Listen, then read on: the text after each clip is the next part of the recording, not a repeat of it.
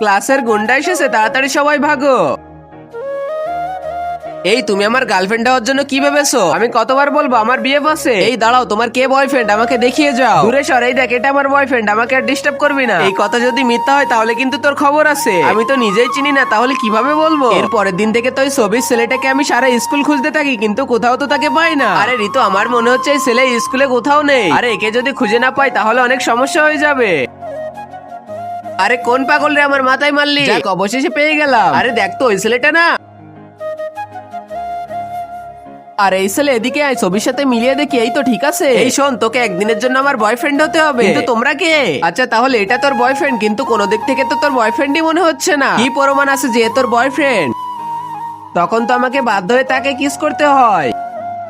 আরে তুই আমার সামনে একটা অচেনা মানুষকে কিভাবে কিস করতে পারিস? এখনই চল আমার সাথে। এ বলেছে অপরিচিত, ও তো আমার গার্লফ্রেন্ড, চল ভাগ এখান থেকে। তারপরে যা হলো। আর আগে মহান আল্লাহকে তুমি ভালোবাসলে লাইক এন্ড সাবস্ক্রাইব করে দাও, আর পার্ট 2 দেখতে চাইলে অবশ্যই কমেন্টে পার্ট 2 লিখো।